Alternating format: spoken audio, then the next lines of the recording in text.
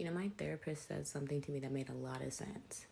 He said that and I'm paraphrasing, he said that unless your parents were intentional about your makeup, what your life would be like, who your family would be, you really just have two teenagers, depending on when your parents met. Like, let's say your parents were 18 and 19 or even 21. I'm in my 30s. So how you were in your mentality at 21 versus 31 versus 35 versus 40.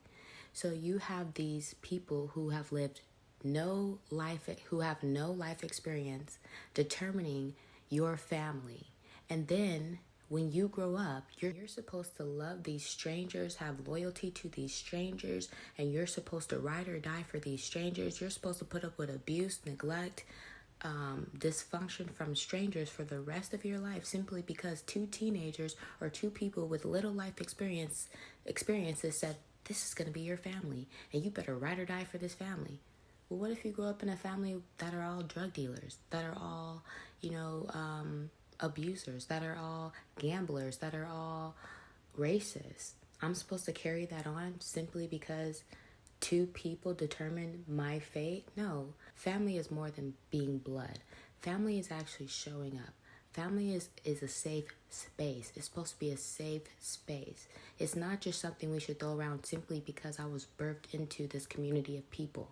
Some of us feel more safe emotionally with our friends than we do our family, because we know that we have to walk on eggshells around certain family members, or we know that we aren't emotionally safe because this person is going to respond in this way or attack me or be toxic.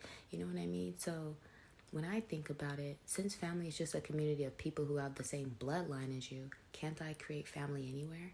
Can't I, meet a group of people and determine whether or not they're going to be a safe haven and a safe space for me mentally, emotionally, physically? And they may not have the same blood as me, but we may have the same values. We may have the same moral compass. We may be more spiritually and mentally aligned. Blood isn't always thicker than water, and I think that some of these sayings condition us to believe that family needs to come before everything else, again, simply because you were born into a community of people, but I can create that community of people outside my bloodline and have better experiences.